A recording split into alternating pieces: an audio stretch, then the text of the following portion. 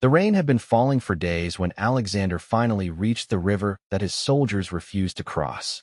Behind them lay thousands of miles of dust, blood, mountains, burning cities, and graves. Before them lay India. Beyond the swollen water waited kingdoms no Macedonian had ever seen, armies rumored to be larger than anything they had yet faced, and a horizon that seemed to promise the one thing Alexander could never resist. More. He was 30 years old. He had broken the Persian Empire. He had taken Egypt without a great battle. He had crossed deserts, climbed mountains, defeated war elephants, and survived wounds that should have killed him. He had never lost a battle. But on the bank of the Hyphasis River, the man who had conquered the known world met an enemy he could not outflank. His own exhausted army. Alexander called the officers together. He reminded them of everything they had won. He spoke of lands beyond the river, of glory still waiting, of the Eastern Ocean that he believed might mark the edge of the world. He promised wealth. He promised immortality. He promised that one final march would make their names greater than the heroes of Homer. But the men were silent. For years, they had followed him wherever he pointed. They had watched friends disappear beneath cavalry charges, arrows, fever, floodwater, and desert sand. They had marched through winters that froze their hands and summers that cracked the earth beneath their feet. They had helped a 20-year-old king become ruler of an empire larger than any Greek or Macedonian had imagined. Now they wanted to go home. Alexander waited for the usual answer. It never came. At last, one of his senior commanders spoke for the army. The men were tired. Their armor was worn. Their horses were failing. Many had not seen Macedonia in nearly a decade. Some had sons they had never met. Some no longer knew whether their parents were alive. They had given Alexander everything. They would give him no more. The king withdrew to his tent. For 3 days, he refused to appear. Perhaps he expected shame to break them. Perhaps he believed the soldiers would come begging for forgiveness. Perhaps he simply did not know what to do when command was no longer enough. The army waited beneath the monsoon sky. No one changed his mind. Then Alexander emerged. The march east was over. The conqueror would turn back. Yet the road home would prove almost as deadly as the road of conquest. And Alexander himself would never see Macedonia again. Less than 3 years later, he would lie feverish in a palace at Babylon, unable to speak, while his generals gathered around his bed, and an empire waited for a final order that never truly came. He had spent his life moving toward the next horizon. Now, at only 32, the horizon had reached him. To understand how a young king from a rugged kingdom on the edge of the Greek world came so close to ruling everything his people knew, we must return to a time before the victories, before the titles, before the name Alexander became inseparable from the word great. We must return to Macedonia. In the middle of the 4th century before the Common Era, Macedonia was not the obvious birthplace of a world conqueror. It lay north of the famous city-states of southern Greece, beyond the centers of Athens, Thebes, Corinth, and Sparta. Its land was a mixture of plains, wooded hills, river valleys, and mountains. Its people raised horses, farmed difficult ground, hunted in forests, and lived close to borders that were rarely peaceful. To the south, many Greeks looked upon the Macedonians with suspicion. They spoke a form of Greek, worshipped many of the same gods, and traced their royal family to heroic ancestors.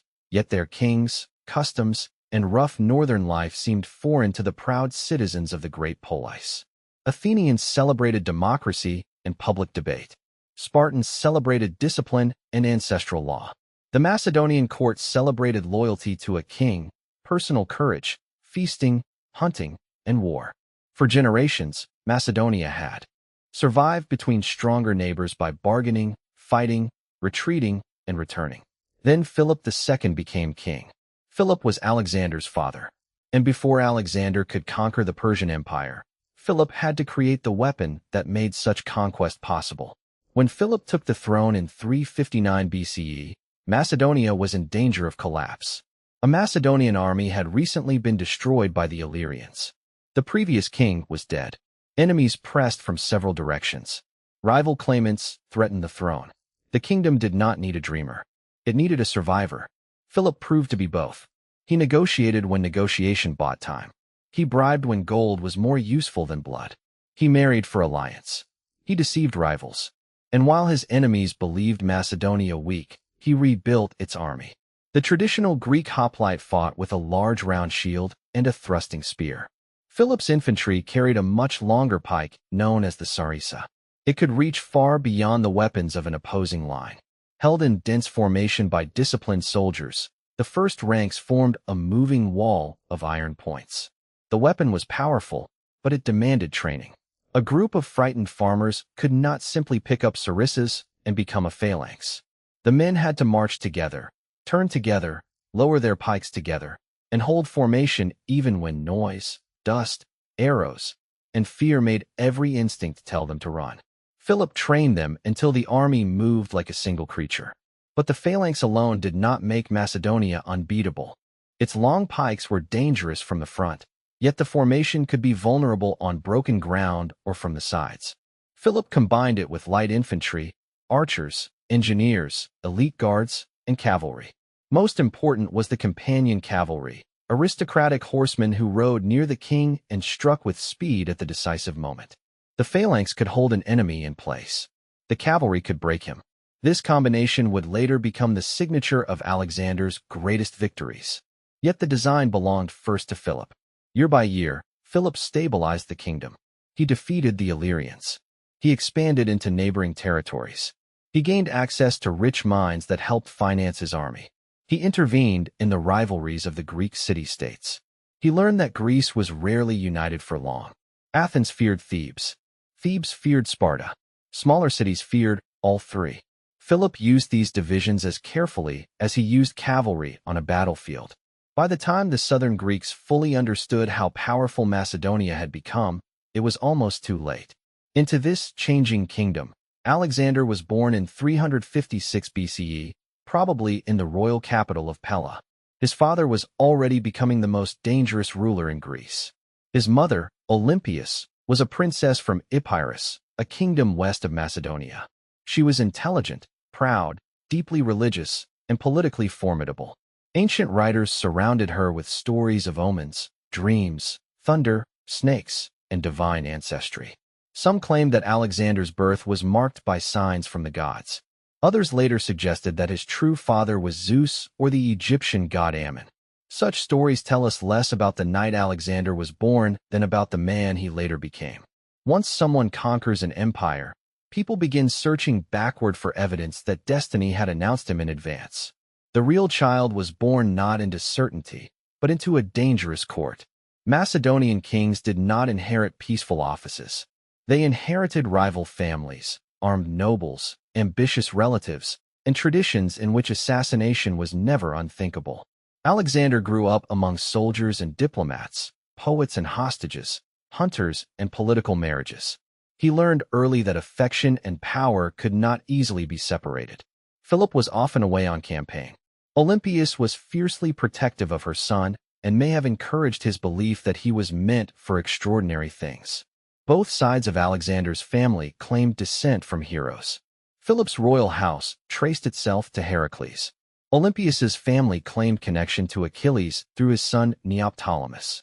For a boy raised on the poetry of Homer, this mattered.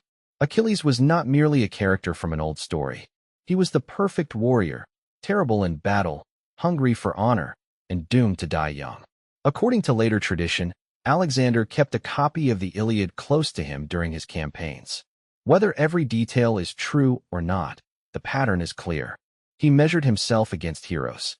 He did not want merely to rule. He wanted to be remembered. One of the most famous stories from his youth concerns a horse.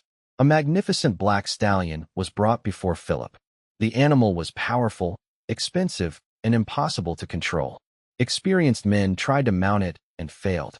The horse reared and turned. Philip ordered it taken away. The young Alexander protested. He said the men were losing a great horse because they did not understand it. Philip challenged him to prove his claim. Alexander approached the animal and noticed, according to Plutarch, that it seemed frightened by its own shadow.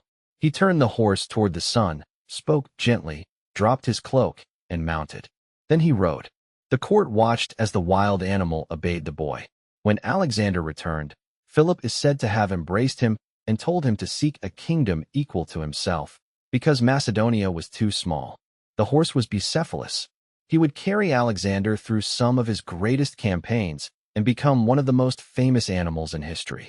The story may have been shaped by later admiration, yet it endured because it captured something essential about Alexander's image.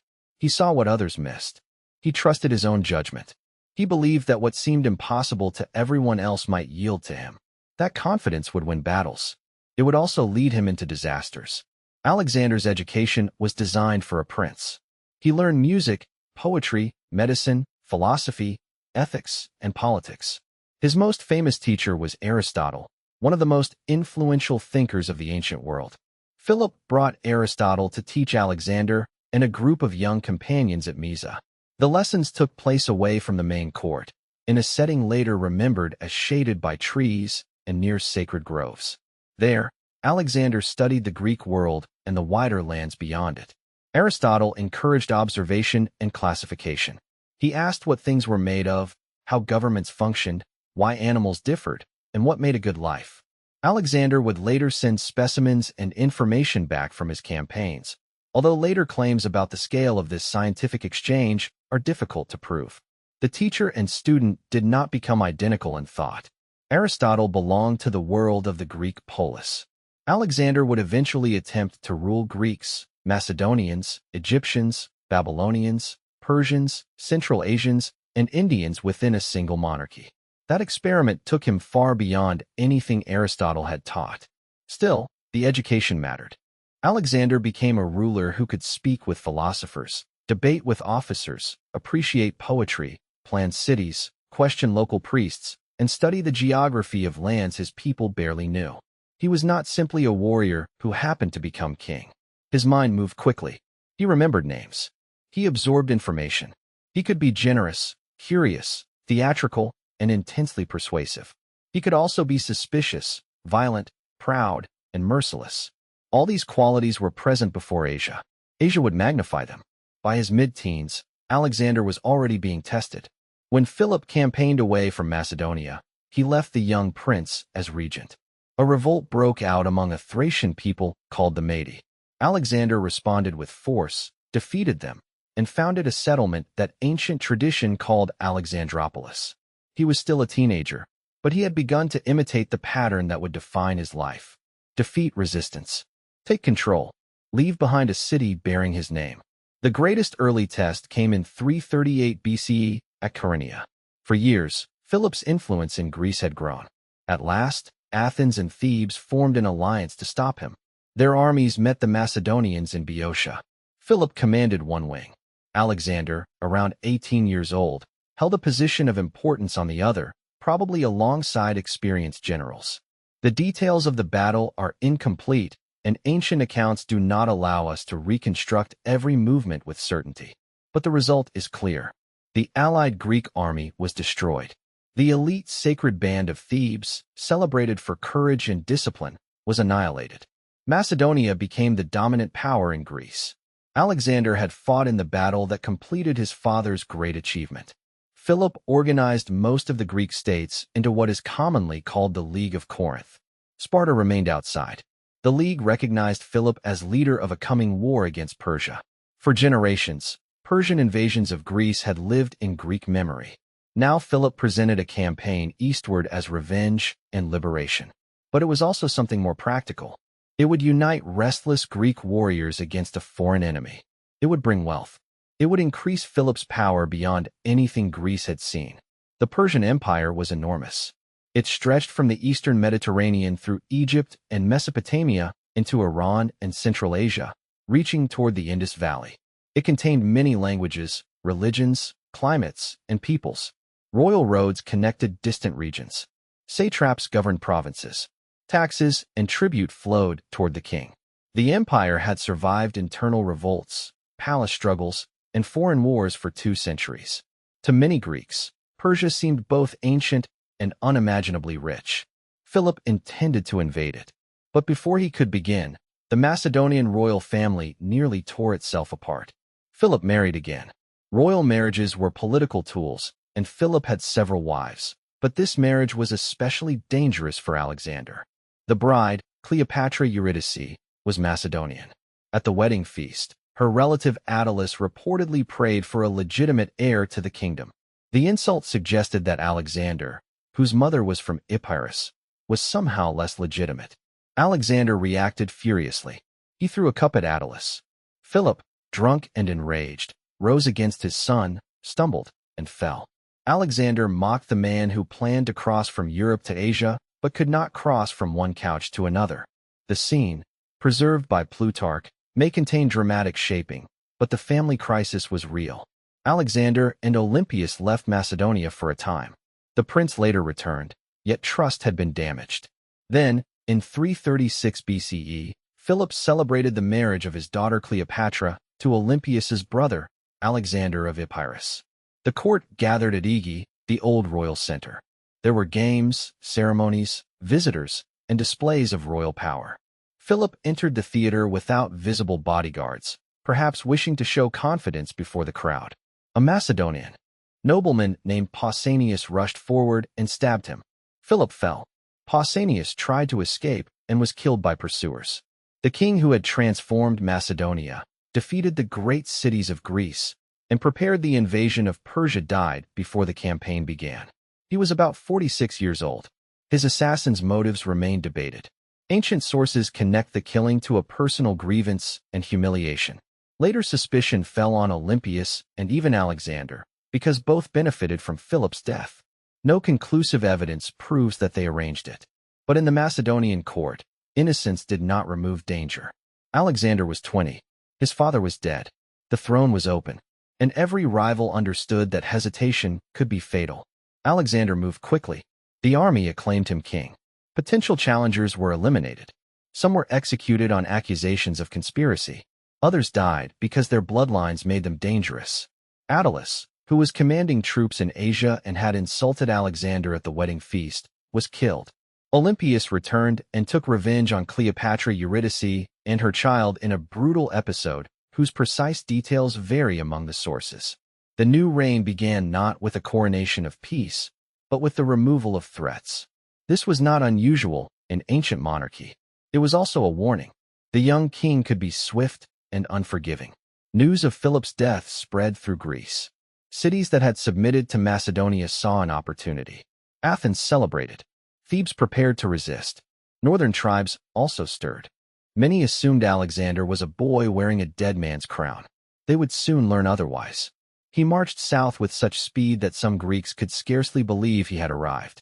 The League of Corinth renewed his position as leader of the Persian expedition. Then he turned north. In a series of hard campaigns in 335 BCE, Alexander crossed mountains, forced river passages, fought Thracians, Triballians, and Illyrians, and demonstrated the energy that would later astonish Asia. At one point, his enemies believed he had been killed. The rumor reached Greece. Thebes revolted. Exiles returned. The Macedonian garrison was placed under siege. Alexander responded with one of the most dramatic marches of his early reign. He moved south so rapidly that the Thebans first dismissed reports of his arrival as impossible. But the king was there. He offered terms. The resistance continued. The Macedonians attacked. The city fell. What followed was intended to terrorize every other Greek state. Thousands were killed. Many survivors were sold into slavery. Thebes, one of the oldest and most powerful cities in Greece, was largely destroyed, though temples and the house traditionally associated with the poet Pindar were said to have been spared. Alexander allowed the League's representatives to share formal responsibility for the punishment, but the message belonged to him. Rebellion would not be treated as disagreement. It would be erased. Athens panicked. Alexander chose not to destroy it. He demanded certain anti-Macedonian leaders, then softened his position. The contrast was deliberate. Thebes showed what resistance could bring. Athens showed what submission could preserve. By the end of 335 BCE, Alexander's rule in Europe appeared secure. He could finally turn toward the campaign his father had planned. Yet what began as an inherited war would become something far larger. Philip had prepared to punish Persia and take territory. Alexander would not stop until he had taken the Persian king's throne, crossed the mountains of Central Asia, and marched into India. In the spring of 334 BCE, the army gathered for departure. The force was small compared with the population and resources of the empire it intended to invade. Ancient estimates vary, but the expedition probably included a little over 30,000 infantry and around 5,000 cavalry, together with engineers, surveyors, doctors, servants, merchants, sailors, and others who traveled in the moving world behind an army. Macedonian veterans formed its core. Greek allied troops joined them. Thracians, Agrianians, and other peoples added specialized skills. The army had the long pikes of the phalanx, the speed of the companion cavalry, elite infantry known as the hypaspists, light troops able to fight on difficult ground, and siege engineers capable of turning wood, rope, metal, and stone into machines of destruction. Alexander left Antipater to govern Macedonia and watch Greece. Then the king crossed into Asia. At the Hellespont, the narrow waterway between Europe and Anatolia, he staged the beginning like a hero entering an epic. Tradition says he threw a spear onto Asian soil and claimed the land as won by the spear. He visited Troy. He honored the memory of Achilles. He may have exchanged armor at the temple of Athena and taken sacred weapons that would later be carried before him in battle. His closest friend Hephaestion honored Patroclus, Achilles' beloved companion. The symbolism was unmistakable. Alexander was not presenting himself merely as a Macedonian king leading a practical invasion. He was stepping into Homer. But the Persian commanders of Asia Minor were not characters in a poem. They had cavalry, money, fortified cities, Greek mercenaries, and a capable advisor named Memnon of Rhodes. Memnon understood that Alexander's army depended on supplies and on the unstable loyalty of Greece behind him. He advised the Persian satraps to avoid a direct battle, destroy food in Alexander's path, use the fleet, and carry the war back into the Aegean. It was a dangerous strategy for the invader. The satraps rejected it. They did not want to burn their own lands. They chose to meet Alexander at the Granicus River. The first great test of the invasion had arrived. The Granicus was not the widest river Alexander would ever cross, but it was the first river separating ambition from reality. On the opposite bank, Persian cavalry waited in a long line. Behind them stood infantry, including experienced Greek mercenaries who had chosen Persian pay over Alexander's cause. The river current, uneven ground, and steep banks made an attack dangerous. Some of Alexander's officers advised waiting until morning. The precise timing and sequence remain debated because the surviving ancient accounts differ. What matters is that Alexander chose action. He sent troops into the river, then followed with the companion cavalry. Water surged around the horses. Missiles fell from the far bank. Men struggled to keep formation as they climbed through mud and stones toward waiting enemies. The first clash became a violent contest of cavalry fought at close range. Alexander was easy to recognize. He wore a bright helmet. He fought near the front. This was part of his power over soldiers. He did not ask them to enter dangers he avoided. It was also an enormous risk. During the battle, Persian nobles pressed toward him. One struck his helmet. Another prepared a blow that might have ended the invasion on its first afternoon. Clitus the Black, a Macedonian officer, cut down the attacker and saved the king. Years later, Alexander would kill Clitus with his own hands. For now, the rescue helped decide the battle. The Persian cavalry broke. The Greek mercenaries were surrounded. Many were killed, and thousands were sent in chains to Macedonia, because Alexander treated them not simply as defeated soldiers, but as Greeks who had fought against the declared campaign of the Corinthian League. The Granicus opened Western Asia Minor. It also established the pattern Alexander wanted. He would strike quickly. He would lead personally. He would turn danger into spectacle. And after victory, he would use both generosity and terror to shape what happened next. He sent captured Persian armor to Athens as an offering to Athena. The dedication credited Alexander and the Greeks, except the Spartans, for taking spoils from the peoples of Asia. It was propaganda carved into metal. The young king wanted Greece to see the invasion as a shared triumph, even though Macedonian power directed it. Cities along the western coast responded in different ways. Some opened their gates. Some had pro-Persian governments that were removed. Alexander announced freedom for Greek cities in Asia, but freedom under a conquering king always had limits. He abolished certain Persian taxes and restored local institutions where it suited him. At the same time, Macedonian garrisons appeared, tribute continued in new forms, and strategic decisions belonged to Alexander. He was liberator and ruler at once. The Persian fleet remained a serious threat. It was far larger than Alexander's naval force and could operate through bases along the eastern Mediterranean. Instead of trying to defeat it in a direct sea battle, Alexander chose a land strategy. He would capture the ports from which the Persian ships depended. One coastal city after another had to be secured. Miletus resisted and fell. Halicarnassus, defended by Memnon of Rhodes, presented a harder challenge. Its walls, towers, harbor, and defenders forced Alexander into siege warfare. Here the campaign became less like a heroic cavalry charge and more like engineering under pressure. Ramps had to be built. Siege towers crept toward walls. Machines hurled stones. Defenders made sudden attacks and set fire to equipment. Men worked at night to repair what had been destroyed by day. Parts of the city were burned as the defenders withdrew. Alexander took Halicarnassus, but Memnon escaped to continue the war. Had Memnon lived longer, the invasion might have become much more difficult. He led Persian naval operations into the Aegean and threatened to encourage revolt in Greece. Then, in 333 BCE, he died of illness. The Persian strategy lost its most dangerous commander. Alexander moved through the interior of Anatolia. Some regions submitted. Others required negotiation or force. Winter roads wound through mountains and valleys. The army passed ancient cities whose names carried stories older than Macedonia. At Gordium, capital of the old Phrygian kingdom, Alexander encountered another legend. A wagon stood connected to its yoke by a knot so complex that no one could see where the binding began or ended. An oracle supposedly promised that whoever untied the knot would rule Asia. Later tradition says Alexander examined it, lost patience, and cut it with his sword. Another version says he removed a pin and released the yoke without cutting the rope. The exact solution is uncertain. The meaning of the story is not. Alexander did not accept that a problem must be solved according to the expectations of those who had failed before him. If the knot would not yield, he would redefine what it meant to untie it. That night, according to the tale, thunder and lightning signaled divine approval. The army marched on. While Alexander crossed Anatolia, the Persian king gathered the full weight of his empire.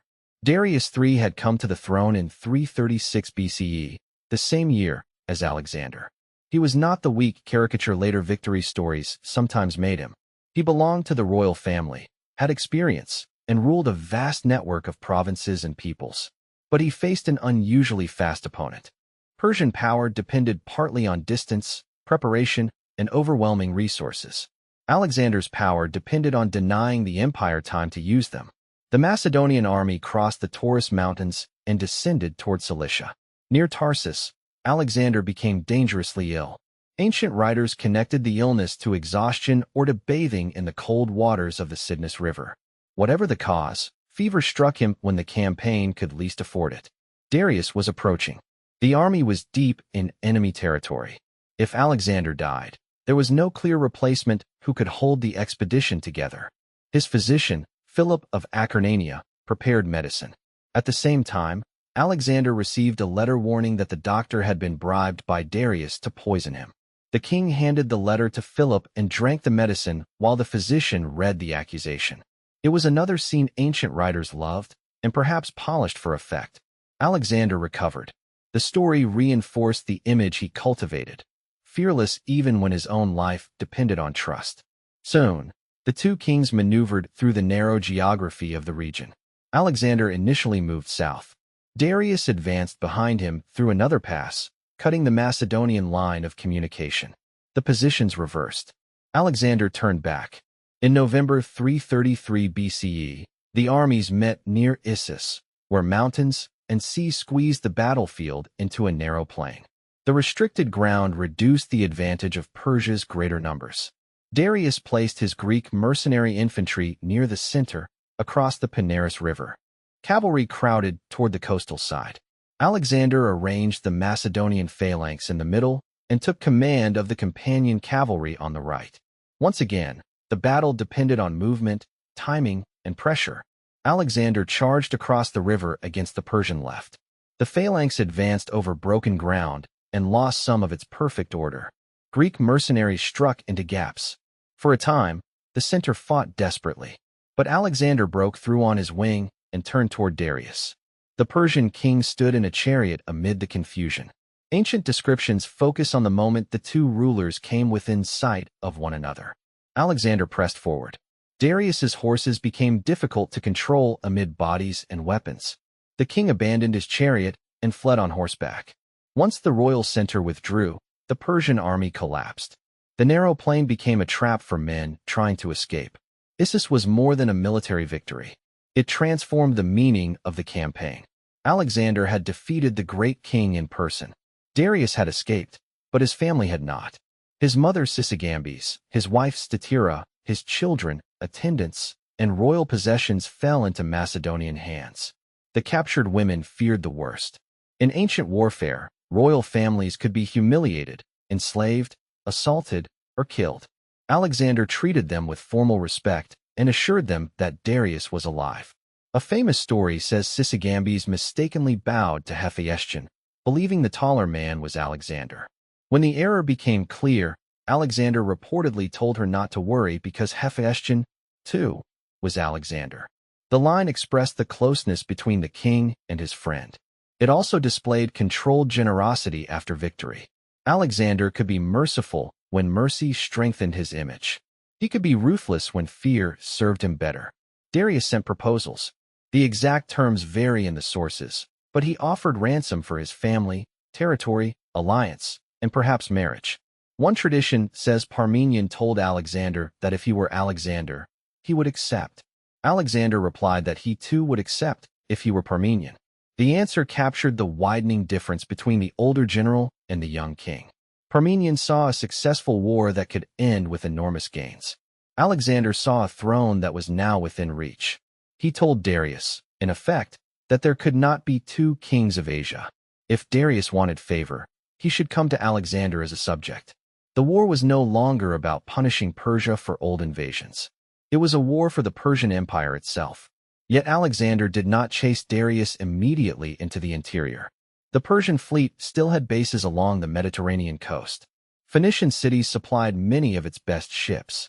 Alexander turned south to remove them. Most submitted. One did not. Tyre stood on an island off the coast of what is now Lebanon. Its walls rose directly from the sea. Its harbors sheltered ships. Its people had centuries of maritime experience. The city was wealthy, proud, and difficult to attack. Alexander asked to enter and sacrifice at the temple of Melkart, a god the Greeks associated with Heracles. The Tyrians refused to admit him while offering a compromise outside the city. For Alexander, the refusal was strategic and personal. He could not leave a powerful naval base behind him. He also could not allow a city to deny him entry without consequence. The siege began in 332 BCE. Because the city stood offshore, Alexander ordered a causeway built from the mainland to the island. Men carried stone, timber, and earth into the water. At first, the sea was shallow. As the causeway advanced, the water deepened and Tyrian resistance intensified. Defenders fired arrows and missiles from the walls. Their ships attacked the workers.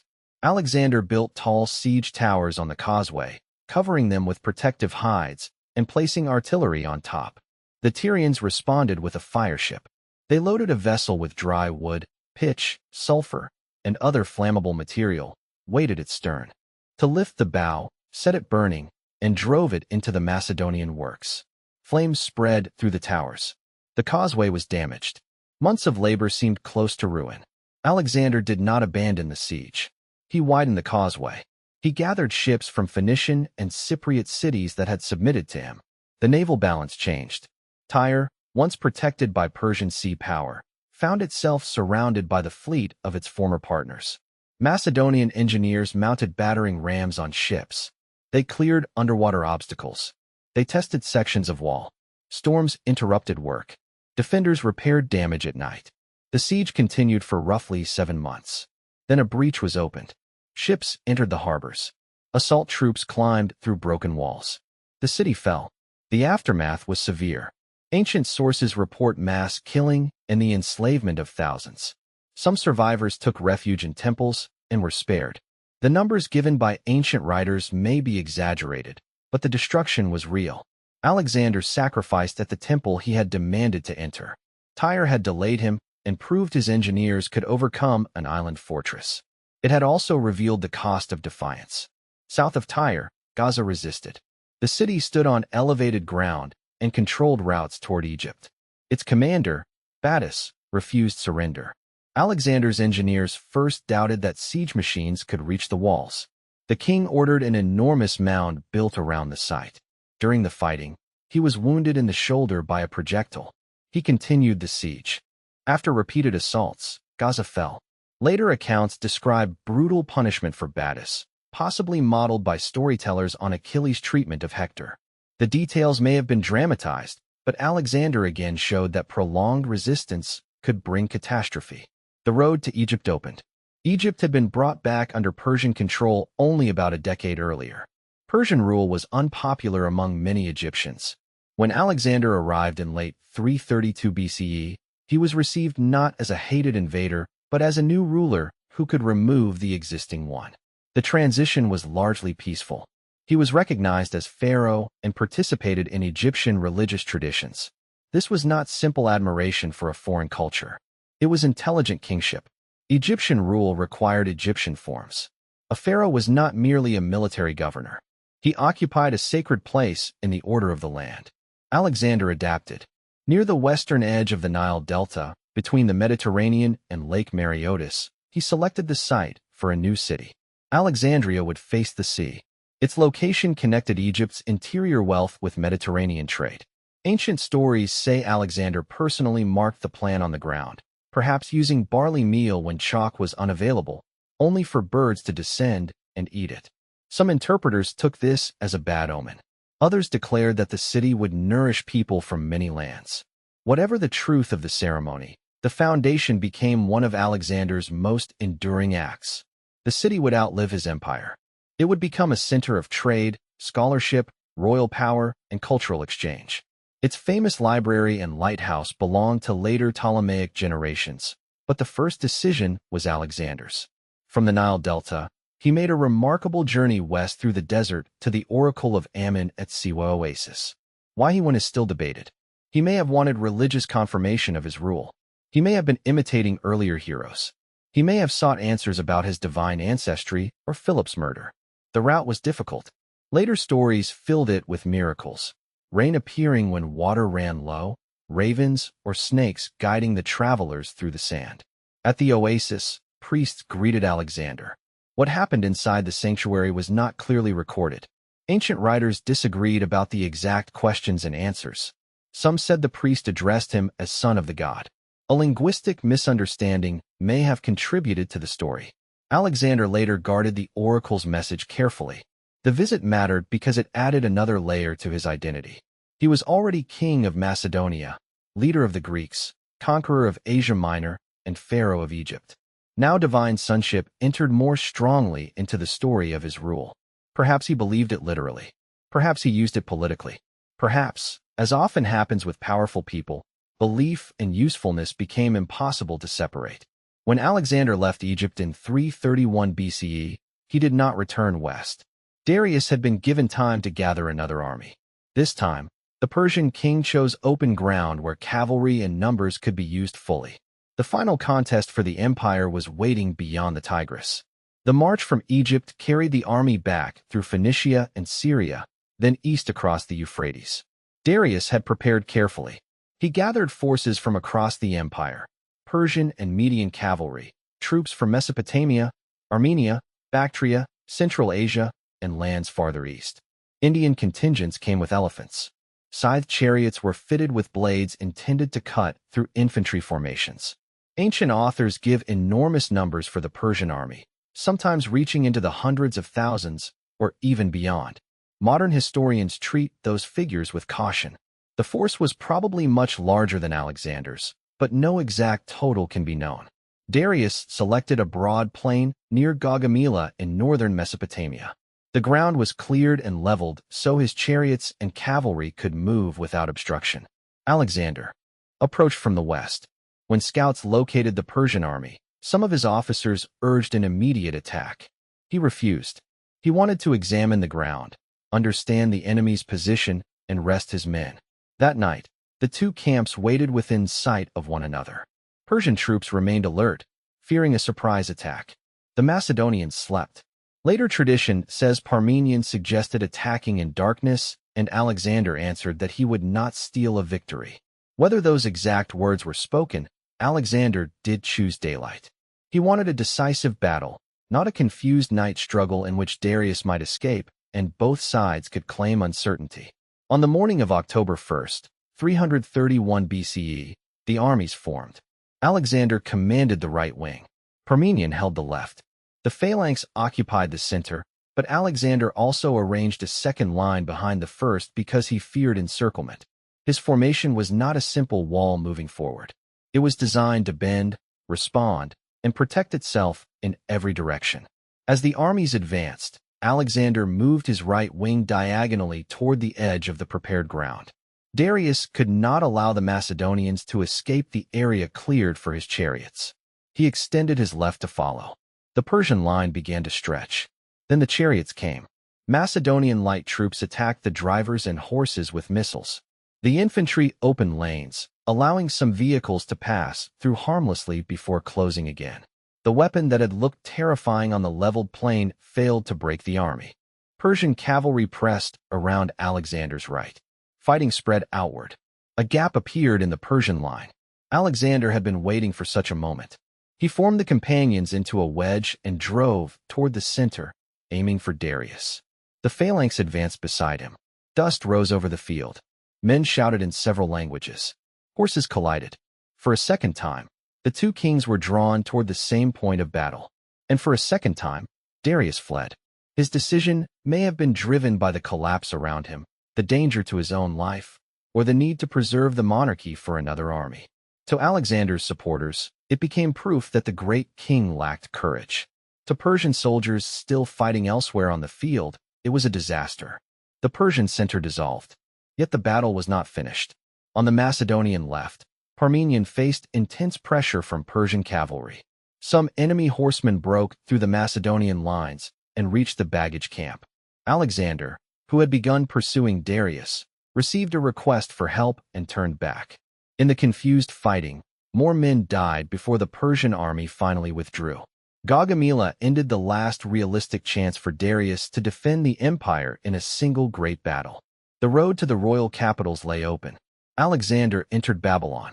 For the Macedonians, the city must have seemed almost beyond imagination. Its walls, temples, canals, gardens, processional roads, and ancient traditions belonged to a civilization already old when many Greek cities were young. Babylonian priests and officials came out to meet the conqueror. Alexander entered ceremonially and presented himself as a legitimate king rather than a destroyer.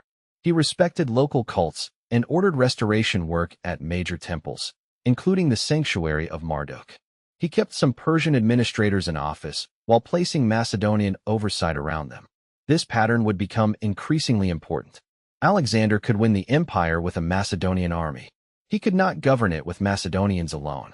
From Babylon, he moved to Susa, another royal center, where vast treasure fell into his hands.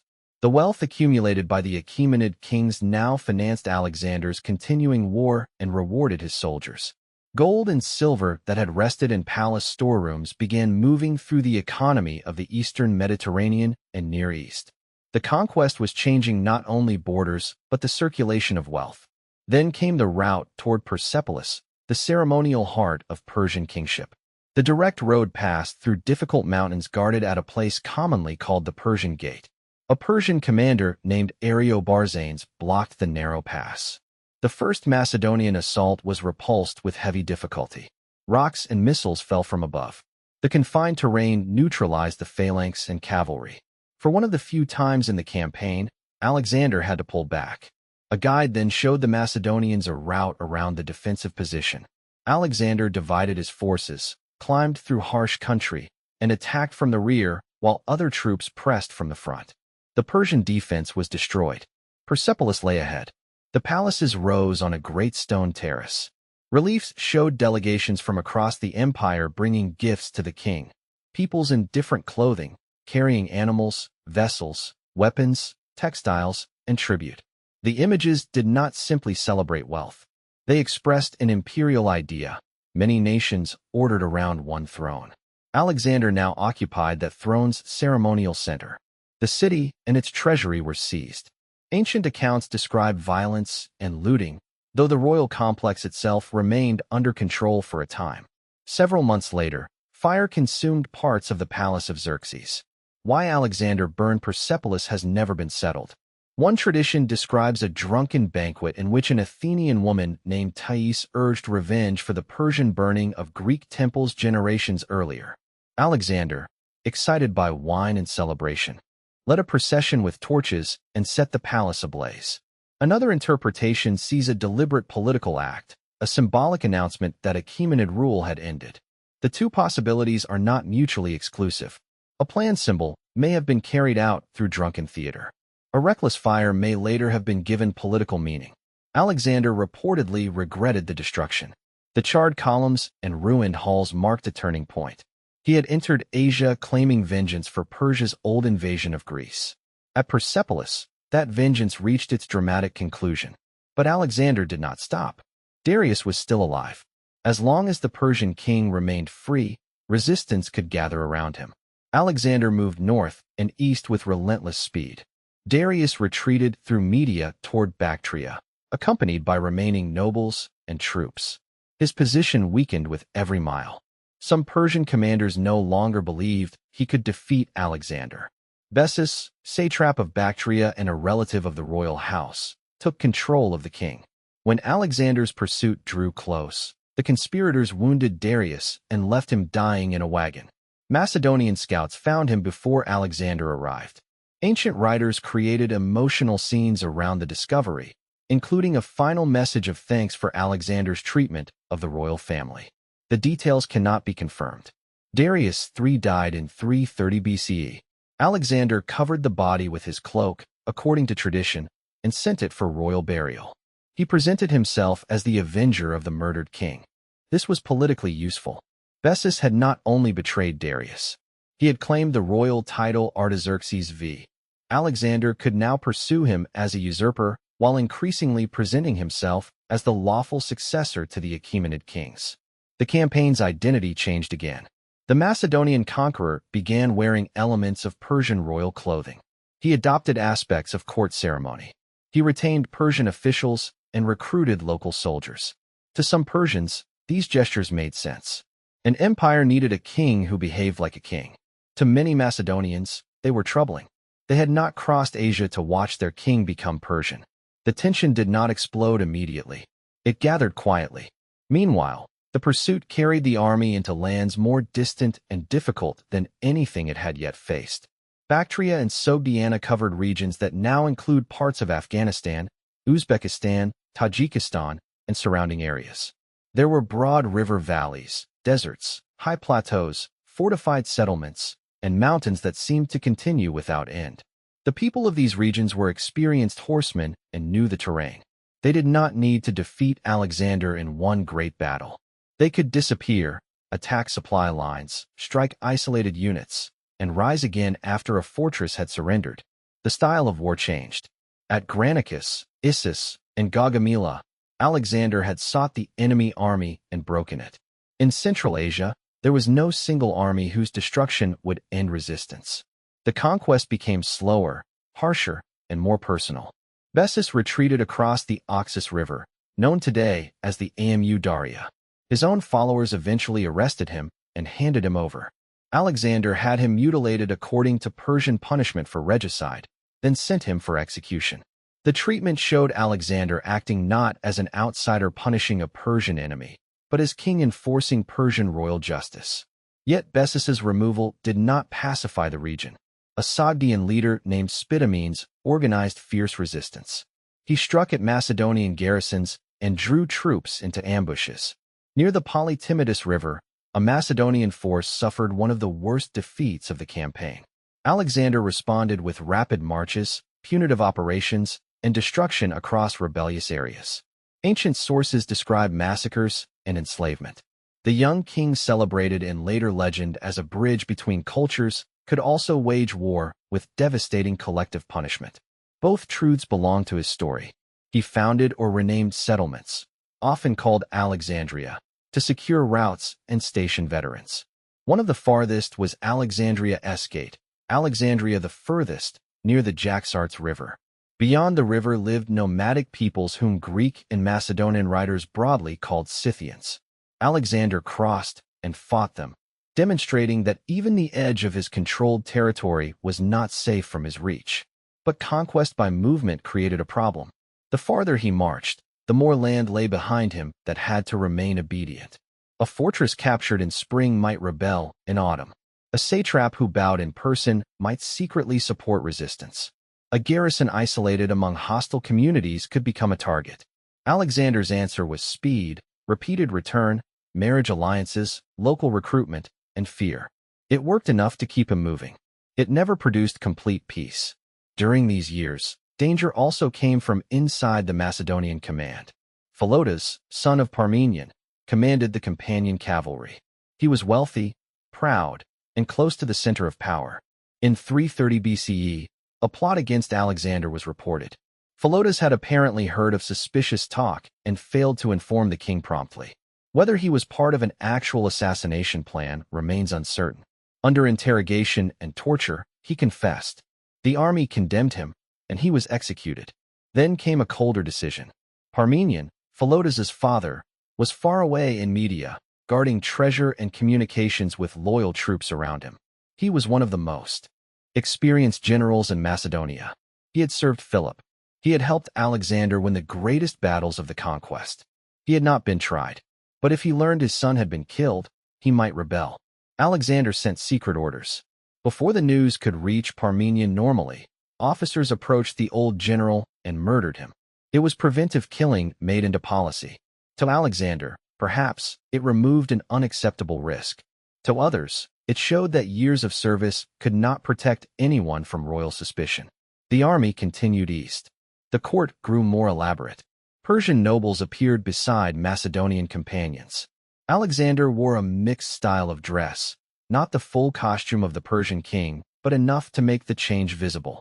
He tried to bind conquered elites to him without losing the warriors who had created his victories. The balance was unstable. Then, in 328 BCE, wine and resentment produced one of the darkest moments of his life. At a banquet in Maracanda, the court drank heavily. Songs and speeches praised Alexander, perhaps at the expense of older Macedonian achievements. Clitus the Black objected. This was the same Clitus who had saved Alexander at the Granicus. He was an older officer, part of the generation formed under Philip. He defended the memory of Philip and the sacrifices of Macedonian soldiers.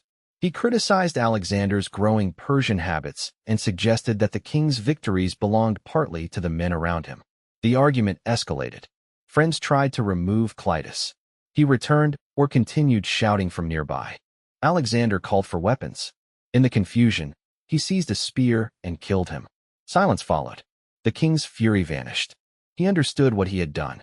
Ancient accounts describe him collapsing into grief, calling Clitus by name, refusing food, and condemning himself as a murderer. His companions eventually persuaded him to return to command. But regret could not restore the man who had saved his life. The killing revealed the danger of Alexander's world.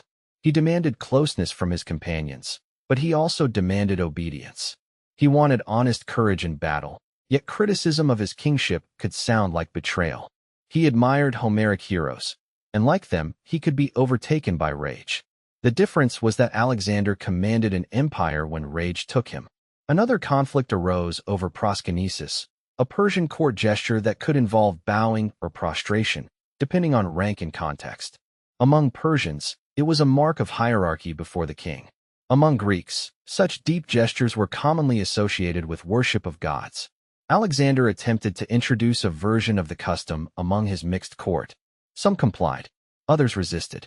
Callisthenes, a historian connected to Aristotle who had accompanied the expedition, became associated with opposition. The experiment was abandoned for Macedonians and Greeks, but resentment remained. Soon after, a separate conspiracy involving royal pages was uncovered. Young attendants who served the king had plotted to kill him, reportedly after one of them was harshly punished. Callisthenes was accused of influence or involvement, though direct evidence was weak. He was arrested and later died, either through execution or illness in captivity. Aristotle's relative, once responsible for presenting Alexander's deeds to the Greek world, disappeared into the machinery of royal suspicion. By the time the Central Asian resistance weakened, Alexander had gained territory and lost something less visible. The easy unity of the early campaign was gone. The king and his old companions no longer imagined victory in exactly the same way. For the soldiers, the Persian Empire had already fallen. For Alexander, the world still extended east. In Sogdiana, he married Roxanne, the daughter of a local noble named Oxyartes.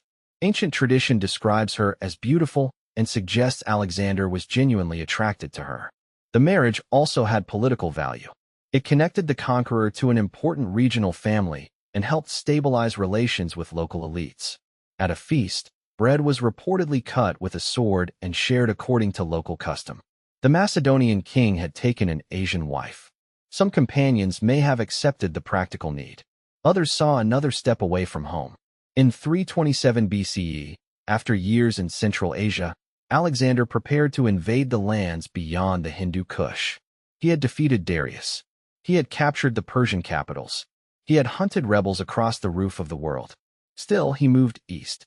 India was waiting. To Greek and Macedonian minds, India was not a single political country with fixed borders.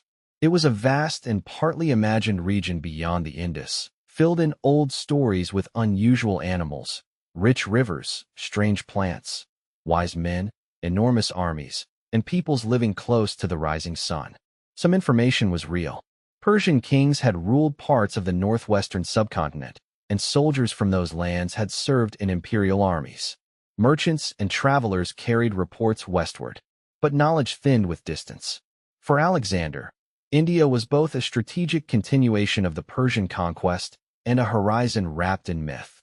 If the Achaemenid kings had claimed lands there, then the new king of Asia could claim them too. And if heroes such as Heracles and Dionysus were believed to have journeyed east, Alexander could follow or surpass them.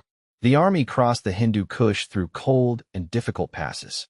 The mountains divided Central Asia from the valleys leading toward the industry. Snow remained high above even when lower ground warmed. Pack. Animals slipped on narrow paths. Food had to be carried through places where little could be found. Alexander divided his forces. He sent Hephaestion and Perdiccas ahead by an easier route to prepare crossings and secure alliances, while he led another column through mountain territories where resistance was expected. The campaigns that followed were hard, fragmented, and violent. Fortified communities occupied steep ridges. Some submitted. Others withdrew into strongholds that appeared unreachable. Alexander attacked because leaving independent enemies behind his army seemed dangerous, and because each unconquered height challenged the image he had built around himself. At the rock fortress called Aornos by the Greeks, defenders relied on cliffs and difficult approaches. A legend claimed that even Heracles had failed to take the place. That was exactly the kind of story Alexander could not ignore. Macedonian engineers built up a great mound across a ravine, extending the approach day after day while troops protected the work. The defenders tried to disrupt construction. The Macedonians pressed closer. When the position became untenable, many defenders attempted to escape at night. The fortress fell. Alexander sacrificed in celebration. Whether Heracles had ever stood there was beside the point. Alexander had conquered the legend as much as the rock. Beyond the mountains, the army approached the Indus River. A bridge of boats prepared by Hephaestion allowed the troops to cross. On the eastern side, Alexander was welcomed by the ruler of Taxila, whom Greek sources call Taxiles and identify with a king often known as Amhi. Taxila was a wealthy and important center situated among routes linking Central Asia, the Indus region, and the lands farther east. Its ruler had his own rivals. He saw Alexander not simply as a foreign invader, but as a potential ally against neighboring powers. He offered gifts, troops, and animals. Alexander confirmed him in power. This was how empire often advanced. Not every gate opened because people admired the conqueror. Some opened because local leaders hoped to use him. The greatest rival of Taxila was a king whom the Greeks called Porus. He ruled beyond the Hydaspes River, the modern Jhelum, in the Punjab. When Alexander demanded submission, Porus refused. The meeting would occur, he said, at the river. It was the monsoon season of 326 BCE. Rain swelled the Hydaspes. The current was strong. Porus watched the opposite bank with an army that included infantry, cavalry, chariots, and war elephants. The elephants were unlike anything most Macedonian soldiers had faced in battle. Their size, smell, noise, and ability to frighten horses made them both weapon and moving wall. A direct crossing under Porus's eyes could be disastrous. Alexander began a campaign of deception. Each day, cavalry moved along the river. Noise rose from the Macedonian camp. Troops appeared to prepare a crossing, then settled again. Porus shifted his forces in response. The routine continued until the defenders began to expect another false alarm. Meanwhile, Alexander identified a crossing point upstream, partly concealed by an island and wooded ground. During a night of thunder and heavy rain, he led a selected force away from the main camp. Craterus remained behind with troops and orders to cross only when Porus was fully engaged or withdrew his elephants. Alexander's column reached the chosen place in darkness. Boats and hides filled with straw carried men across. The storm covered some of the sound, but the crossing did not go perfectly. The troops first landed on what proved to be another island or separated bank and had to wade through an additional channel, with water rising high against the soldiers and horses. At dawn, they formed on the far side. Porus sent a smaller force under his son to investigate. Alexander attacked and destroyed it. The prince was killed. Now Porus understood that the Real crossing had occurred. He left part of his army to watch Craterus and marched against Alexander. The battlefield was wet and muddy. Porus placed elephants at intervals before his infantry, creating a line intended to prevent the Macedonian phalanx from advancing and to frighten cavalry from approaching. His chariots struggled on the saturated ground.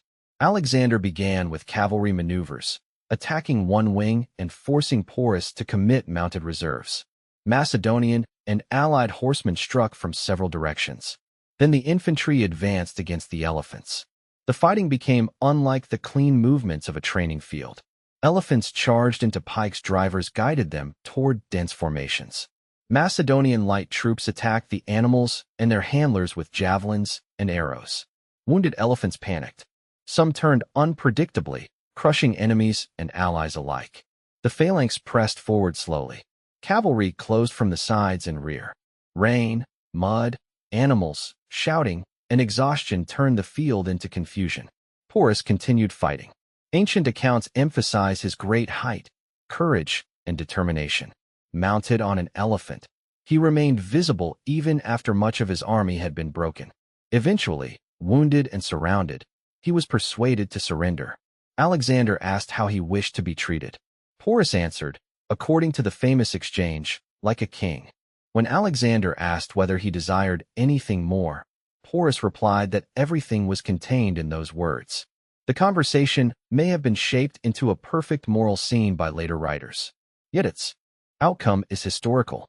Alexander restored Porus to his kingdom and enlarged his territory.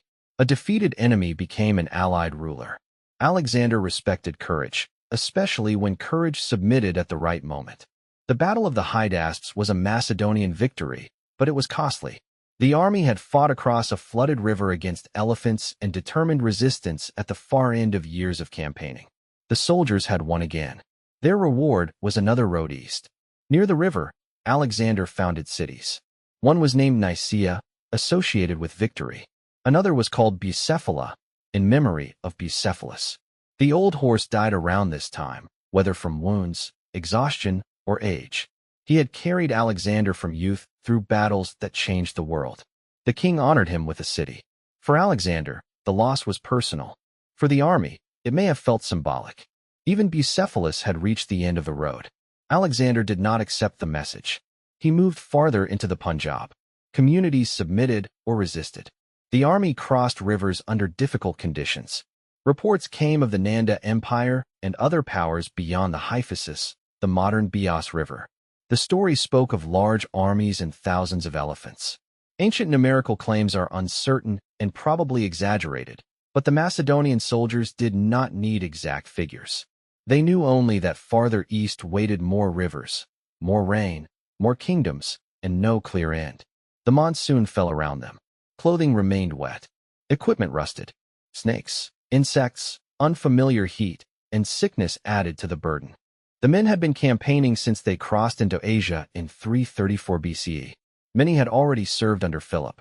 They had followed Alexander from the Hellespont to the Nile, from Babylon to Persepolis, from the Oxus to the Industry. They had watched the king become pharaoh, great king, son of a god, and ruler of peoples whose names had once been unknown to them. Now Alexander ordered preparations to cross the Hyphasis. The army refused.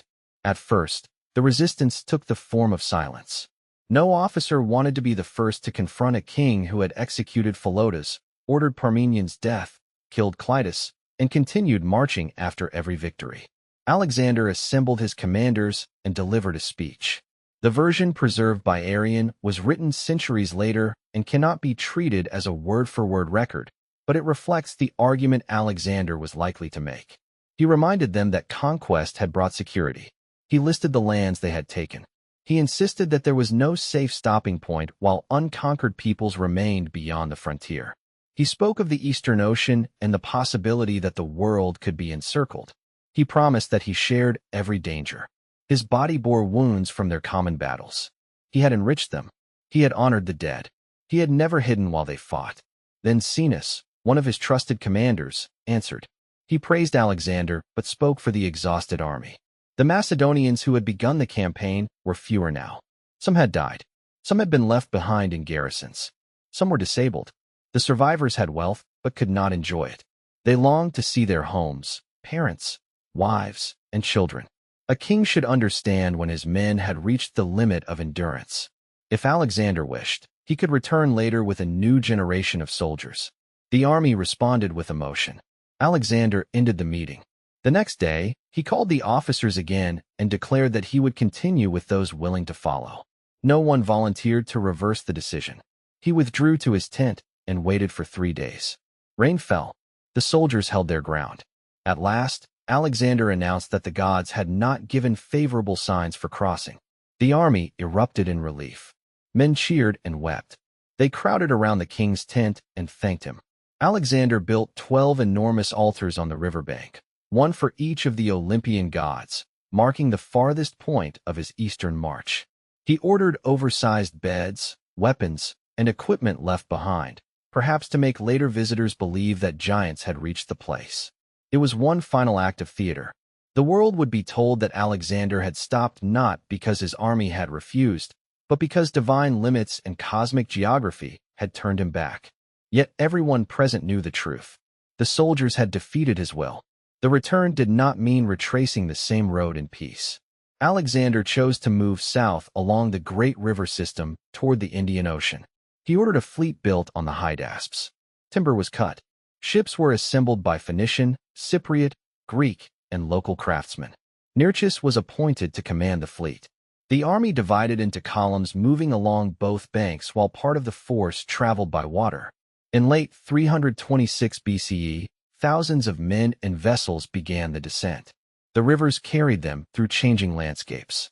There were wooded banks, cultivated fields, settlements, sandbars, and confluences where currents twisted together. The fleet's departure was marked by sacrifice, music, and the beating of oars. For a moment, it may have felt like a grand journey home, but resistance remained.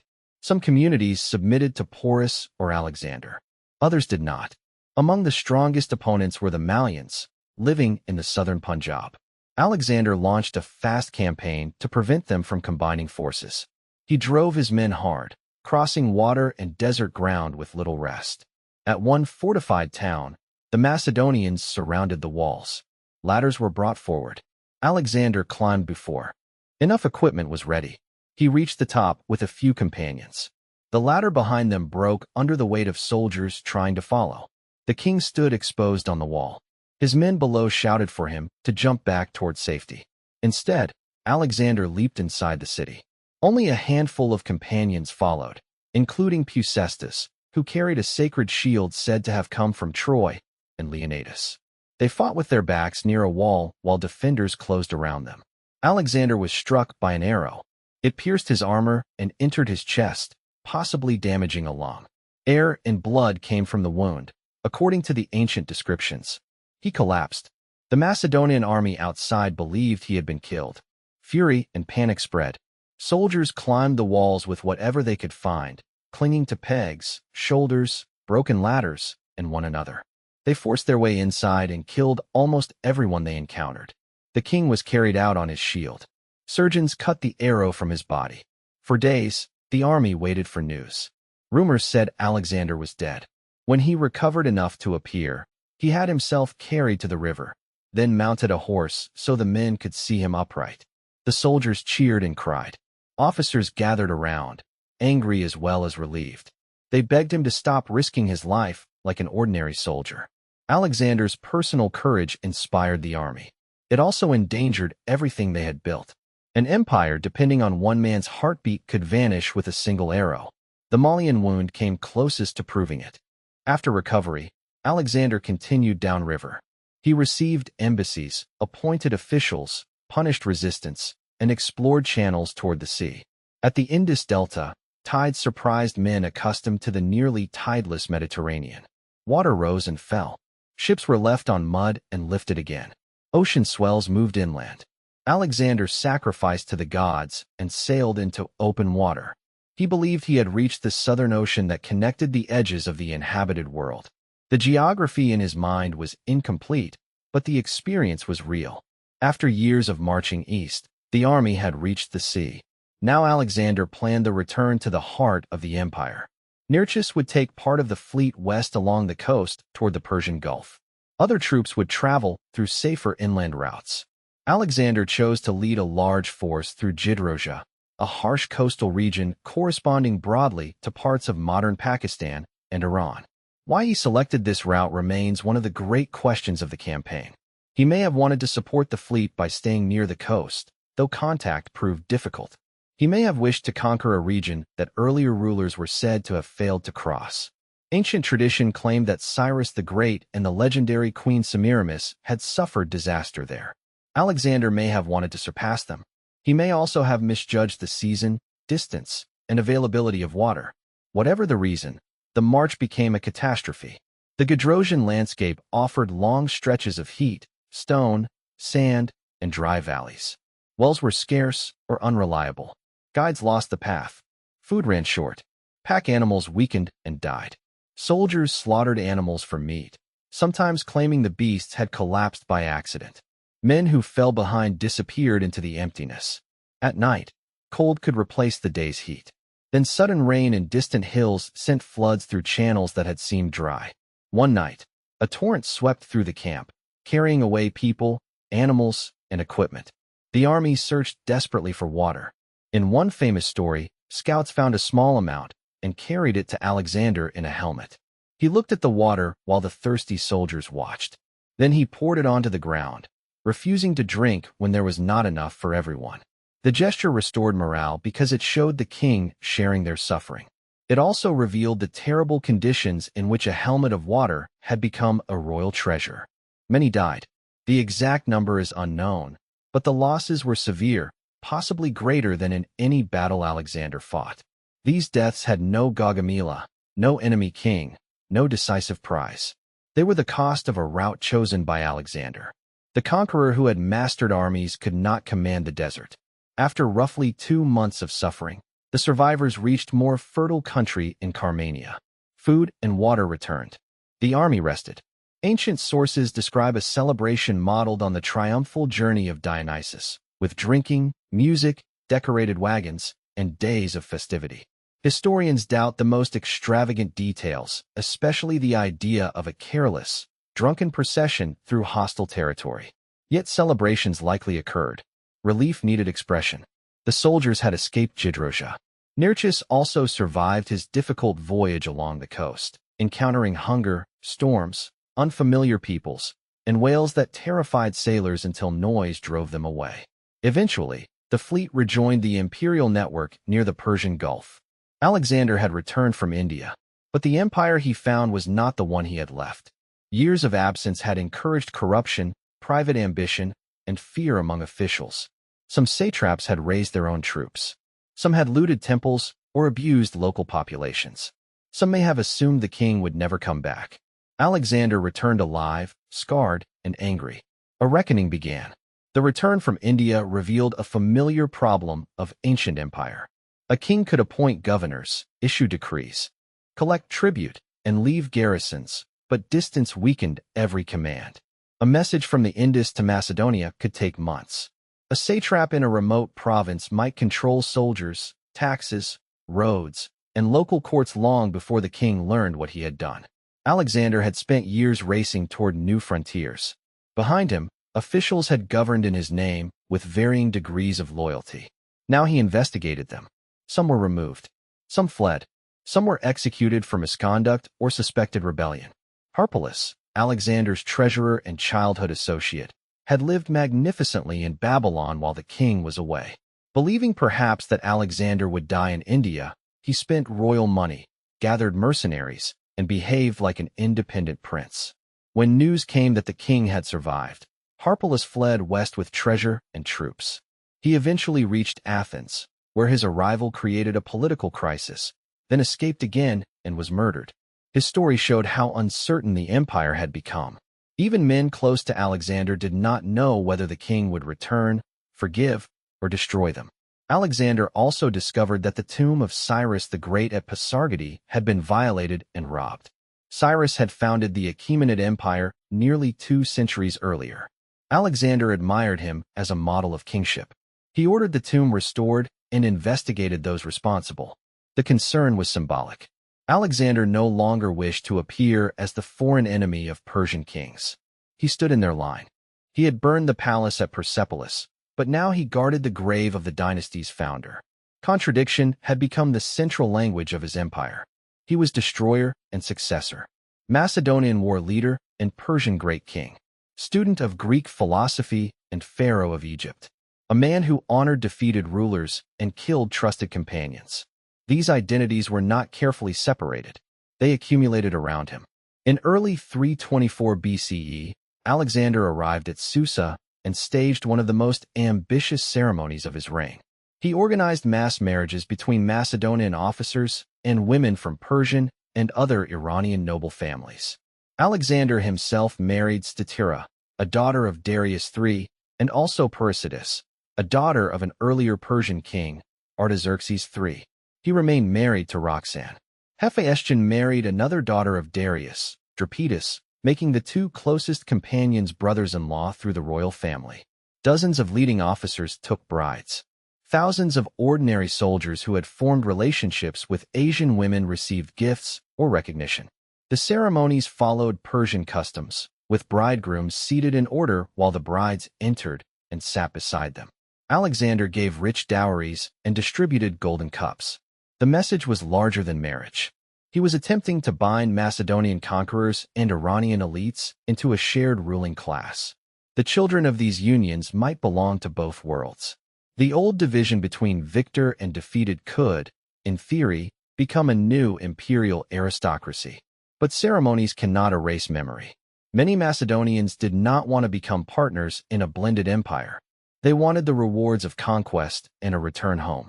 Some officers accepted Persian brides because the king commanded it and because the gifts were generous. After Alexander's death, many of the marriages were abandoned. The Susa ceremony revealed the scale of his vision. It also revealed how little of that vision had become voluntary. At the same time, Alexander paid the debts of his soldiers. The men were reluctant at first to record what they owed, fearing the king wanted to discover extravagant spending. Alexander ordered tables set up and money distributed without requiring names in a way that would shame them. Vast sums were paid. It was an act of generosity and control. A soldier freed from debt could praise the king. He could also be reminded that his prosperity came from royal conquest. More troubling to the Macedonians was the arrival of thousands of young Asian soldiers trained in Macedonian weapons and formations. Alexander called them the epigoni, the successors. They had learned Greek commands, carried shields and pikes, and marched in the style of the army that had conquered their fathers. To Alexander, they were the future manpower of a vast empire. To Macedonian veterans, they looked like replacements. The fear deepened at Opis on the Tigris later in 324 BC. Alexander announced that he would discharge soldiers who were old or unfit for service and send them home with rewards. It should have sounded like mercy. Instead, the army interpreted it as rejection. They believed the king preferred Persian troops and wanted to dismiss the men who had won his empire. Anger spread through the assembly. Soldiers shouted that he should dismiss them all and continue campaigning with his father Ammon, a bitter reference to Alexander's claims of divine sonship. The insult struck directly at royal pride. Alexander leaped down among them, identified leading agitators, and ordered their arrest and execution. The crowd fell silent. Then he delivered a speech reminding them what Philip and Alexander had done for Macedonia. Before Philip, he said, Macedonians had been poor, vulnerable, and dressed in skins while tending animals in the mountains. Philip gave them cities, laws, security, and victory over their enemies. Alexander had taken them across Asia, given them wealth, and shared their wounds. He listed his own scars and sacrifices. He insisted that he had kept little for himself, beyond the purple robe and crown. Then he withdrew and refused the Macedonians access to him. He promoted Persian officers into positions of honor. He gave Persian units Macedonian titles. He began treating Iranian companions as his closest court. The veterans were horrified. For days, they waited outside the palace. Finally, they came without weapons, begging for forgiveness and calling Alexander their king. The emotional reconciliation became one of the most powerful scenes of his reign. Alexander wept. The soldiers wept. He declared all Macedonians his relatives. A great banquet followed, reportedly attended by thousands. Macedonians, Persians, and other peoples sat together according to rank while priests and seers prayed for harmony and partnership in the empire. The discharged veterans were sent home with generous pay and honor under the command of Granicus. They carried rewards, stories, wounds, and perhaps unease about what Alexander was becoming. Antipater still governed Macedonia. Granicus was supposed to replace him, while Antipater was called to join Alexander. The order may have reflected tension between Antipater and Olympius, who frequently complained about one another. It may also show that Alexander no longer fully trusted the man who controlled Europe in his absence. The transfer was never completed. Events moved faster than the messengers. After Opus, Alexander traveled toward Ecbatana. There, in late 324 BCE, Hephaestion fell ill. Hephaestion had grown up with Alexander and traveled beside him through the entire conquest. He had commanded cavalry, led diplomatic missions, organized bridges, governed regions, and shared the king's private world. Ancient sources do not reveal every aspect of their relationship, and modern labels cannot be applied with certainty. What is beyond doubt is that Alexander loved him profoundly. Hephaestion's fever worsened. A physician ordered a strict diet, but while the doctor was away, Hephaestion ate a heavy meal and drank chilled wine, according to one account. Soon he collapsed and died. He was probably around Alexander's age. The king's grief was immense. He lay beside the body. He cut his hair, echoing Achilles' mourning Patroclus. He ordered the manes and tails of horses cut and suspended music or other normal activity. The doctor was reportedly executed, perhaps because Alexander blamed him for failing to save his friend. Messages were sent to the oracle at Siwa asking whether Hephaestion might be honored as a god. The response allowed heroic honors. Alexander planned an enormous funeral at Babylon. Ancient sources describe a monumental pyre built in levels and decorated with ships, animals, weapons, and figures. The cost was said to be extraordinary. Whether every detail was completed exactly as later described, the mourning was public and imperial. Alexander did not simply grieve as a private man. The whole empire was required to recognize his loss. He also led a harsh campaign against the Cassians in the mountains, which ancient writers presented partly as an offering to Hephaestion's spirit. The operation involved killing and enslavement. Grief did not soften Alexander. It expanded the reach of his anger. Hephaestion's death removed the person perhaps most capable of standing beside him in the new imperial order. Other generals were loyal, talented, and important. None held exactly the same place. Alexander had crossed the world with a companion who reflected his heroic imagination. Now that companion was gone. The king continued planning. He always continued planning. Surveyors explored routes. Ships were built or dismantled and transported. The Persian Gulf was studied. Alexander considered a major expedition into Arabia. Arabian lands controlled trade routes and coastal positions, and some communities had not sent the expected embassies acknowledging his rule. He intended to sail around the peninsula, establish ports, and perhaps connect Egypt, Mesopotamia, and the Indian Ocean more firmly.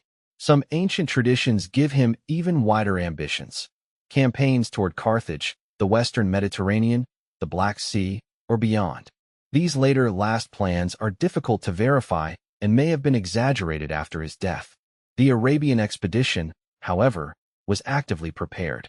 In the spring of 323 BCE, Alexander entered Babylon.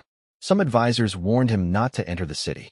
Chaldean priests, famous for observing the heavens, had reportedly seen omens of danger. Ancient narratives surround Alexander's final months with signs: ravens fighting, a deformed child, a stranger sitting on the royal throne, sacrifices that failed to produce favorable results. Such stories often gather around the death of a great ruler. Once the ending is known, every coincidence becomes prophecy. Alexander hesitated, approached by another route, or briefly followed advice before entering. The accounts differ. Babylon drew him anyway. It was the natural center for his empire and the staging point for Arabia. The city filled with soldiers, sailors, diplomats, craftsmen, priests, ambassadors, and officials from distant lands.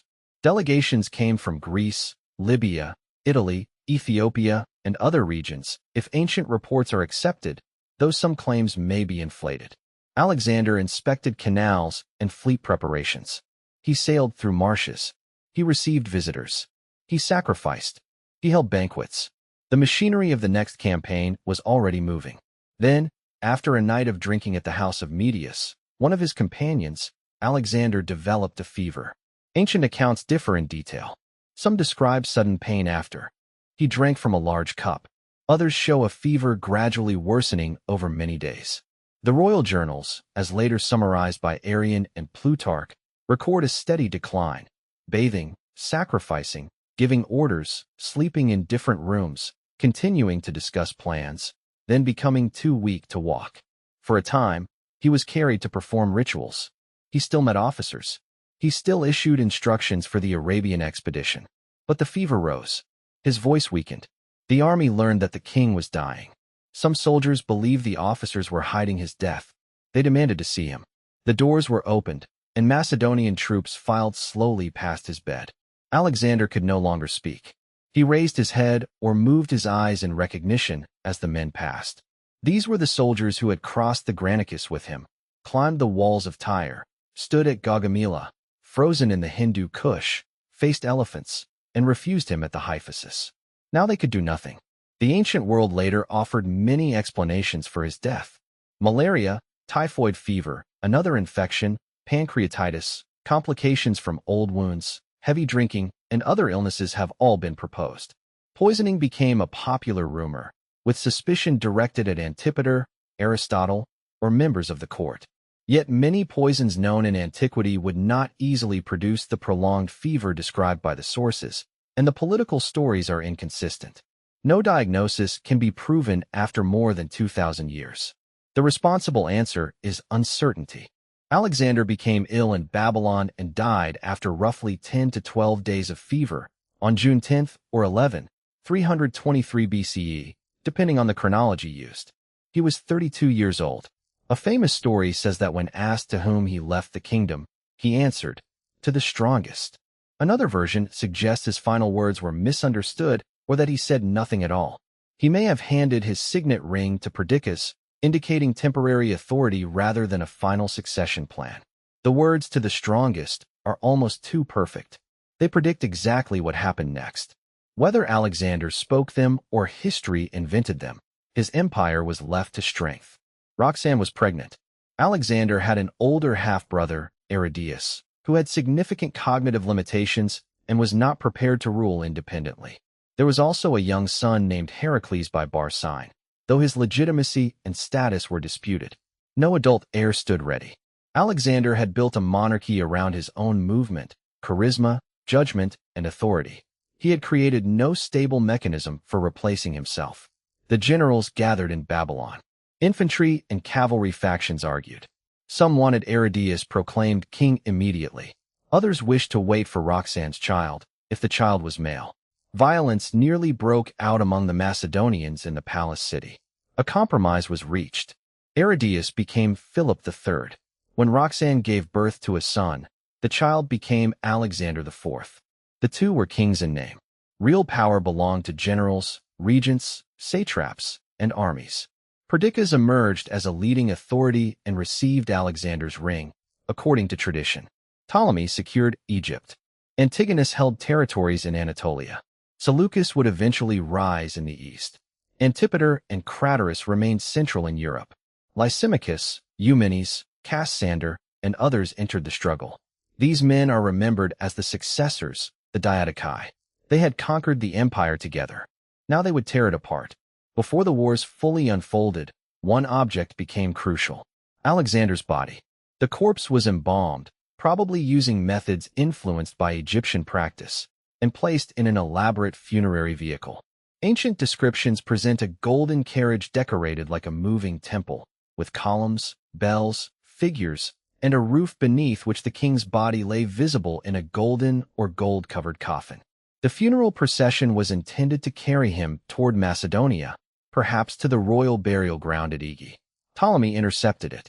He brought Alexander's body to Egypt, first to Memphis and later to Alexandria. Possessing the conqueror's remains strengthened Ptolemy's claim to legitimacy. The dead king was still politically powerful. His tomb in Alexandria became a place visited by rulers, including Roman leaders centuries later. At some point in late antiquity, knowledge of its exact location was lost. The missing tomb remains one of history's enduring archaeological mysteries. Somewhere beneath modern Alexandria, destroyed by later building, earthquake, flood, reuse, or time, traces may remain. Or the body may have been moved and lost elsewhere. No claim has yet produced generally accepted proof. Alexander conquered cities across 3 continents, but history misplaced his grave. The wars of the successors lasted for decades. Alliances formed and collapsed. Former companions fought one another across Greece, Anatolia, Syria, Egypt, Mesopotamia, Iran, and Central Asia. Perdiccas died in mutiny after a failed invasion of Egypt. Craterus was killed in battle. Eumenes, one of the most capable commanders, was betrayed and executed. Antigonus Monophthalmus, Antigonus the One-Eyed, came close to reunifying much of the empire before dying at Ipsus in 301 BCE. Cassander took control of Macedonia. Seleucus built a vast kingdom across much of Asia. Ptolemy established a dynasty in Egypt. Lysimachus ruled Thrace and parts of Anatolia before falling in battle. The royal family was gradually eliminated. Olympias returned to power briefly and ordered the deaths of rivals, including Philip III. She was later captured and executed by Cassander. Roxanne and the young Alexander IV were imprisoned and secretly murdered. Heracles, Alexander's other son, was also killed. Cleopatra, Alexander's sister, was assassinated before she could become the center of a new alliance. Within a generation, the house of Alexander had nearly vanished.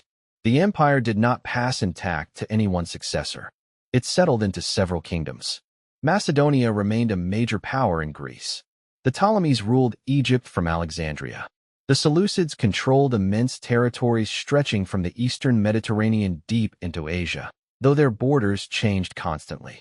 Other states emerged in Anatolia, Central Asia, and the lands near India. The political unity of Alexander's empire was brief. Its consequences were not. The age after Alexander is called the Hellenistic period.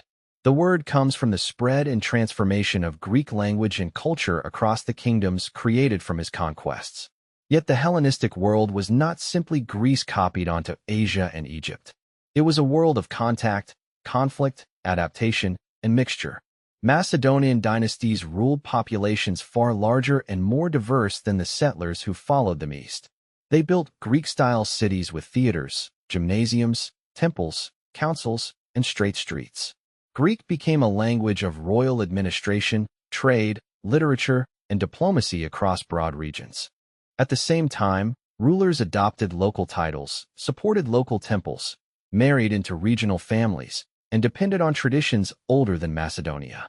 In Egypt, the Ptolemies presented themselves as Greek monarchs to Greek subjects and as pharaohs within Egyptian sacred tradition. Their royal images could appear in different styles depending on the audience. In Mesopotamia, Seleucid kings interacted with ancient priesthoods and cities that had recorded the sky for centuries. Farther east, Greek artistic forms met Iranian, Central Asian, and Indian traditions. Coins carried royal portraits and Greek inscriptions, then sometimes local languages and symbols. Gods were identified across cultures or shown in new combinations. No single plan designed all of this. Alexander opened routes and shattered the old imperial order. His successors, settlers, soldiers, merchants, priests, artisans, and local communities created the world that followed. Alexandria in Egypt became the most famous symbol of that world. Its harbor connected the Nile to the Mediterranean. Its royal quarter displayed Ptolemaic wealth. Its lighthouse on the island of Pharos became one of antiquity's celebrated structures. Its library and scholarly institutions attracted poets, mathematicians, physicians, geographers, editors, and philosophers. There, scholars compared manuscripts of Homer, studied language, mapped the heavens, investigated anatomy, and attempted to collect the written knowledge of many lands. The city was also crowded, unequal, and politically tense, inhabited by Greeks, Macedonians, Egyptians, Jews, and others whose communities sometimes cooperated and sometimes clashed. It was not a peaceful monument to unity. It was a living city shaped by opportunity and division. That, too, reflected Alexander's legacy. In Central Asia, Greek-ruled kingdoms survived long after direct control from the Mediterranean weakened. The Greco-Bactrian kings governed from cities among the mountains and river valleys of what are now Afghanistan and neighboring regions. Some pushed into the Indian subcontinent, creating Indo-Greek kingdoms. Their coins show rulers with realistic portraits, Greek legends on one side, and local scripts on the other. Later artistic traditions in regions such as Gandhara combined Mediterranean forms with Buddhist subjects, although the development was gradual and cannot be credited to Alexander alone. The encounter he began became part of a much longer process. Ideas and images traveled in both directions. So did soldiers, merchants, plants, luxury goods, and stories. Alexander also changed warfare, though not because he invented every method he used. Philip had created much of the military system. Persian roads and resources supported the advance after conquest. Local allies provided intelligence, troops, and supplies. Engineers from several traditions solved problems at rivers and walls. Alexander's genius lay partly in coordination. He understood how to use infantry, cavalry, light troops, siege machines, terrain, timing, and personal leadership as parts of one design. At Granicus, he forced a crossing and shattered local resistance before it could organize. At Issus, he used confined ground against a larger army.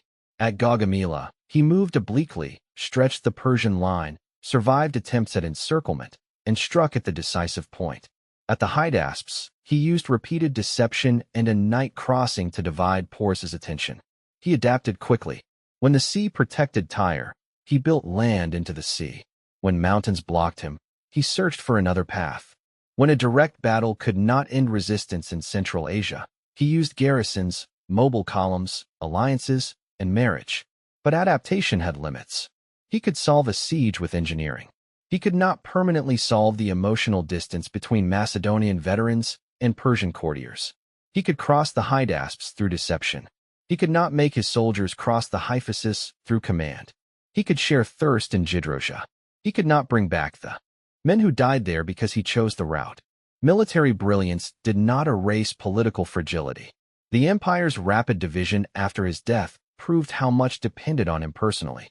There was no settled capital accepted by all, no adult heir, no clear law of succession, and no institution strong enough to prevent generals from becoming kings. Alexander had mastered movement. He had not mastered continuity. His cities also deserve careful attention. Ancient writers credited him with founding many settlements named Alexandria, but the exact number and character of these foundations are uncertain. Some were new cities. Some were older communities enlarged, reorganized, or renamed. Some were military colonies placed along strategic roads and rivers. They housed veterans, local populations, administrators, merchants, and troops. They secured communication and projected royal authority. Not all prospered. Some vanished. Others endured under changed names. The most famous, Alexandria in Egypt, became a world city. Alexandria escape marked a distant frontier. Bucephala preserved the memory of a horse. The repeated name turned geography into biography. Across the map, Alexander attempted to leave echoes of himself. His image spread through coinage as well. During his lifetime, many coins continued established types, including images of Heracles and Zeus. After his death, successors increasingly used Alexander's likeness, often idealized with divine attributes such as the Horn of Ammon. The young face, flowing hair, upward gaze, and heroic energy became a visual language of kingship. Later rulers imitated him. Some wore his symbols. Some claimed his spirit. Roman generals and emperors visited his tomb, studied his campaigns, or compared themselves to him. Julius Caesar was said to have wept when considering Alexander's achievements at an age when Caesar believed he had accomplished little. Augustus visited the body in Alexandria and reportedly placed flowers upon it. Caracalla imitated Macedonian styles and dreamed of association with the conqueror. The details of some anecdotes are uncertain, but the admiration is undeniable. Alexander became a standard against which ambition measured itself. That standard was dangerous. To imitate Alexander was to imagine that speed, daring, and will could overcome every boundary. Many later conquerors admired the victories more than they studied the graves along the route.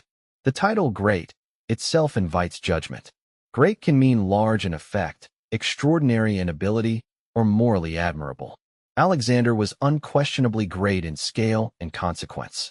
In little more than a decade, he destroyed the Achaemenid monarchy, redirected immense wealth, founded or transformed cities, moved armies across distances that astonished contemporaries, and connected regions whose histories would remain intertwined for centuries. But greatness in consequence is not innocence. Thebes was destroyed. Tyre and Gaza suffered terrible punishment. Communities in Central Asia and India were killed, displaced, or enslaved. His own soldiers endured wounds, disease, and forced marches. He ordered executions without the protections expected in modern law. He killed Clitus in rage and arranged Parmenian's death without trial. The spread of culture followed conquest, and conquest was never gentle for those beneath it. A responsible memory must hold both achievement and cost. Ancient sources themselves struggled with Alexander's character. Arrian admired his military ability and used accounts associated with men who had served in the campaign, especially Ptolemy and Aristobulus, though their original works are lost. Plutarch wrote biography with an interest in character and moral example. He preserved vivid stories of Bucephalus, the quarrel with Philip, the killing of Clitus, and the king's habits and emotions. Diodorus Siculus, Quintus Curtius Rufus, and Justin offered other traditions, sometimes dramatic, sometimes critical, often differing in detail. Most surviving narratives were written centuries after Alexander's death. They drew on earlier works we no longer possess, including official records, eyewitness accounts, praise, hostile testimony, and stories repeated around campfires and courts. This means Alexander is unusually visible and strangely distant at the same time. We can trace his marches. We know the major battles. We can identify many companions, dates, cities, and decisions. Yet the closer we move toward his private thoughts, the more the ground becomes uncertain. Did he truly believe he was divine? Did he burn Persepolis in drunken impulse or calculated revenge? Did he intend to unite peoples as equals, or simply create a more effective ruling class? Did he love conquest for its own sake, fear stopping, or believe that endless expansion was necessary for security? No surviving document gives a final answer in his own unguarded voice. We see him through admirers, critics, later kings, moralists, and storytellers. Every age creates its own Alexander. To some Greek and Roman writers, he was the perfect commander corrupted by fortune and flattery. To others, he was a philosopher in armor carrying civilization across the world. In Persian traditions, he could appear as a destructive invader, but also, through later romances, as a ruler woven into Iranian royal history. The historical Alexander helped end the Achaemenid dynasty, an event remembered with bitterness in some later Zoroastrian traditions. Yet stories transformed him into Iskandar, a wandering king who searched for wisdom, explored marvels, and spoke with sages. The Alexander Romance, a collection of legendary tales that grew in the centuries after his death, traveled through Greek, Latin, Syriac, Armenian, Persian, Arabic, and many other languages. In these stories, Alexander descended beneath the sea, flew through the air, sought the water of life, encountered strange peoples, and reached the boundaries of the earth. The historical campaigns were already so extraordinary that legend needed only to extend the road. Even traditions connecting Alexander with the figure known as Tul-Karnain have been debated for centuries, with scholars and interpreters offering different identifications. The important point for his wider memory is not a single conclusion, but the enormous range of cultures that adopted, challenged, and reshaped his image. He belonged to Macedonia. Then he belonged to the Mediterranean. Then to the Near East, Central Asia, South Asia, and the imagination of the world. The legends often softened what history made difficult. A wandering wise king is easier to admire than a conqueror responsible for ruined cities. A son of a god is easier to explain than a gifted, restless human being shaped by an ambitious father, a fierce mother, disciplined soldiers, inherited plans, political opportunity, and repeated success. Victory itself may have been Alexander's most dangerous teacher. Each time he took a risk and survived, the world seemed to confirm his special destiny. At the Granicus, a sword blow nearly ended him, but Clitus saved his life. At Tarsus, fever brought him near death, but he recovered. At Tyre, an island city said no, and he built a causeway through the sea. At Gaugamela, he faced a larger army and took its king's empire. In the mountains, fortresses thought unreachable fell. At the Malian town, an arrow entered his chest, and still he rose before the army. What lesson would a young ruler draw from such survival? Caution might begin to look like cowardice. Limits might begin to look imaginary. Advice might sound like fear spoken by lesser men. The extraordinary record that made Alexander great may also have made it impossible for him to stop. That is why the hyphasis matters so deeply. The river was not the largest barrier in his path. The army had crossed wider waters. Porus had been defeated. New alliances could have been formed. The barrier was human endurance. Alexander could command formations. He could reward courage and punish revolt. He could speak of glory until men believed their names would live forever.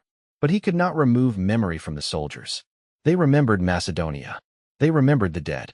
They remembered every promise that the next victory might be the last.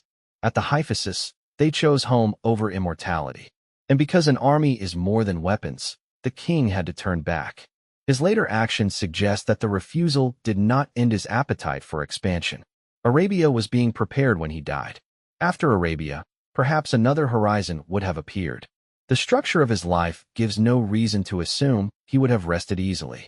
Some historians imagine what might have happened had Alexander lived another 20 years. Could he have stabilized the empire, trained an heir, and blended Macedonian and Persian elites into a durable monarchy? Could he have conquered Arabia, challenged Carthage, or turned toward the western Mediterranean? Would his Macedonian troops have tolerated further change? Would revolts have multiplied? Would illness, assassination, or another reckless charge have ended him elsewhere? These questions cannot be answered. The Alexander who lived was defined by unfinished motion. His death froze him before age could test the image of the young conqueror. He never became an old king managing taxes, succession, and routine disputes from a settled palace. He remained forever the rider moving toward another river. There is another way to understand the scale of his journey. Imagine a soldier from a Macedonian village who joined the expedition in 334 BCE.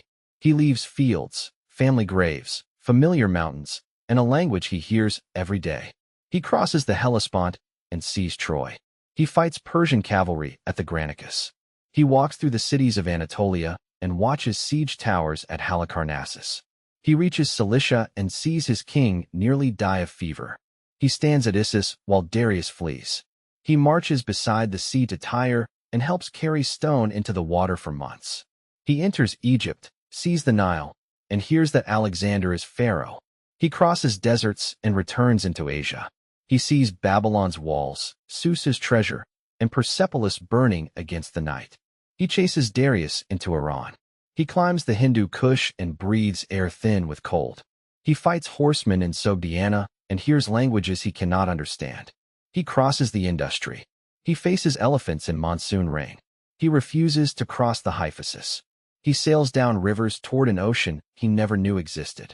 He hears that Alexander has been killed by an arrow, then sees the king alive again. He walks through Gidroja while friends vanish in sand. He returns to Susa richer than any man in his family has ever been, perhaps married to a woman from Asia, carrying scars, foreign objects, and memories that no one in Macedonia can fully imagine. Then he is sent home. For that soldier, the world has changed shape. Even if Alexander's empire breaks, the old mental map can never be restored. That may be his deepest legacy. He expanded the known world of the people who followed him and forced distant societies into new relationships, often through terrible violence. The boundaries between stories and geography shifted. India was no longer only rumor. Babylon was no longer an ancient name. The Persian king was no longer an unreachable figure at the center of the largest empire on earth. Everything had become reachable, and therefore, in Alexander's mind, everything had become conquerable. Yet the final image is not a cavalry charge. It is a room in Babylon. Outside, ships wait for Arabia. Maps, reports, weapons, supplies, and royal orders point toward the next campaign. Inside, the king lies silent. The generals who once watched his hand for the signal to attack now watch his face for a sign of succession. The soldiers pass by in a slow line. No speech can rally them. No physician can promise victory. No engineer can build a causeway across death. Alexander had crossed almost every boundary his world placed before him. A river, a wall, a mountain, an empire, a desert, an ocean. But he had built a realm that did not know how to exist without his command. When his voice disappeared, unity disappeared with it. The empire did not collapse in a single day. Officials continued their work. Armies remained in place. Coins still carried royal authority. The two kings, Philip III and Alexander IV, provided names around which power could temporarily organize. But beneath the ceremony, every leading general asked the same question. Who would control the world Alexander had left behind? The answer came through decades of war. No one inherited Alexander. They inherited pieces. Ptolemy took Egypt and the body. Seleucus took much of Asia. Cassander took Macedonia and destroyed Alexander's immediate family. Others took provinces, armies, titles, and dreams. The conqueror's world became kingdoms, and those kingdoms became the stage for new histories.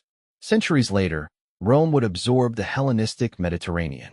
Parthian power would rise in Iran and Mesopotamia. Indian empires would shape the subcontinent Alexander had barely entered. Languages, religions, and peoples would continue changing along the routes his soldiers once followed. Most of the cities he passed would survive him in some form. The rivers would continue moving. The mountains would remain. Only the empire's name would change. Alexander's life lasted less than 33 years. His independent reign lasted not quite 13.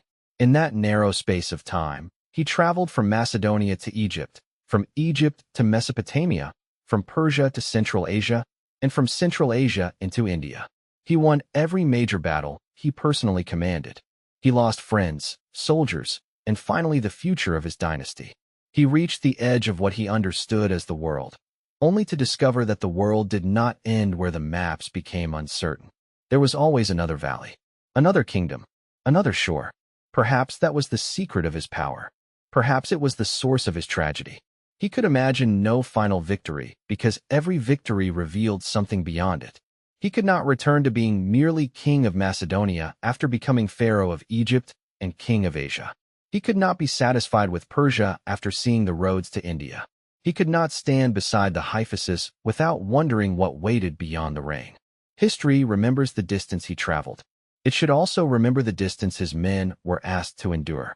History remembers the cities carrying his name. It should also remember the cities destroyed for refusing it. History remembers that he never lost a battle. It should also remember that no battlefield could give him what he wanted most, an ending worthy of his ambition. On the riverbank in India, the soldiers understood something Alexander did not. A man can cross the world and still be far from home. A king can possess more land than anyone before him and still desire what lies beyond the border. An army can win every battle and still reach defeat through exhaustion. And an empire can look eternal on the day before it begins to break. Alexander's story is often told as the triumph of one extraordinary individual. But no man crossed Asia alone. Behind every charge stood the phalanx holding the enemy in place. Behind every siege stood laborers, engineers, carpenters, sailors, and animals carrying wood and stone. Behind every royal entry stood local officials deciding whether to resist or cooperate. Behind every victory stood the dead of both armies. The title Great gathered all those efforts into one name. That is how monarchy works in memory. Thousands march. One man becomes the legend. Still, Alexander was not ordinary. To reduce him to luck or inheritance would be as misleading as treating him as divine. Philip gave him a powerful kingdom and a remarkable army.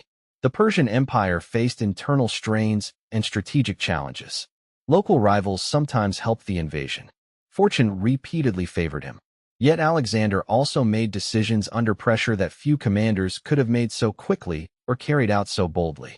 He inspired fierce loyalty. He read terrain. He recognized moments when hesitation would be more dangerous than attack. He endured hardship beside his troops and understood the theater of kingship.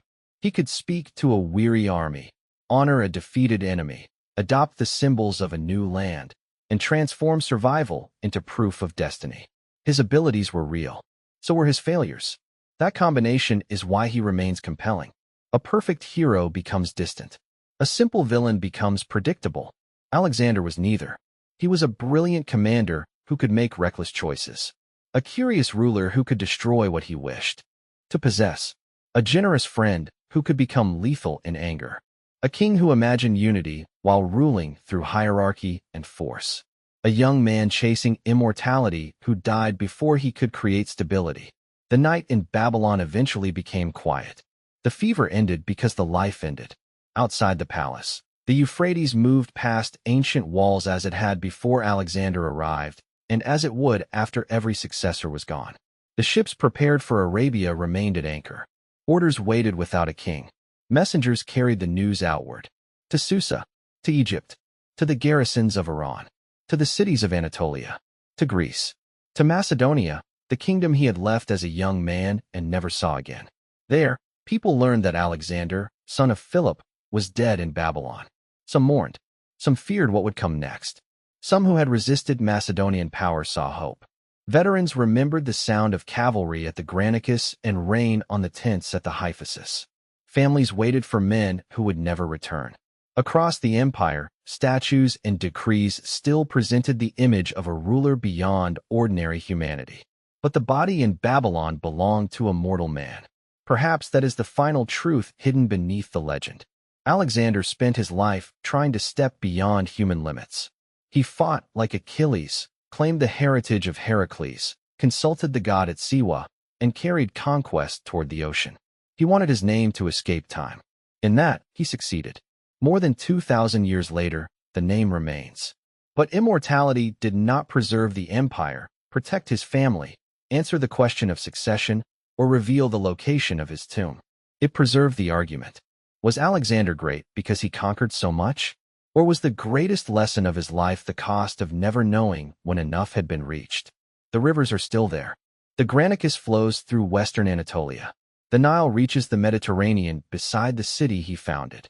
The Tigris and Euphrates cross the lands where he defeated Darius and died. The Jhelum moves through the Punjab where elephants met the Macedonian phalanx. The Bias runs beyond the point where the army refused. Water passes through the landscapes of his story without remembering kings. Empires rise beside rivers because water brings roads, crops, cities, and life. Empires also disappear beside them. The river continues. The conqueror becomes history. And somewhere beyond the last known horizon, there is always another shore.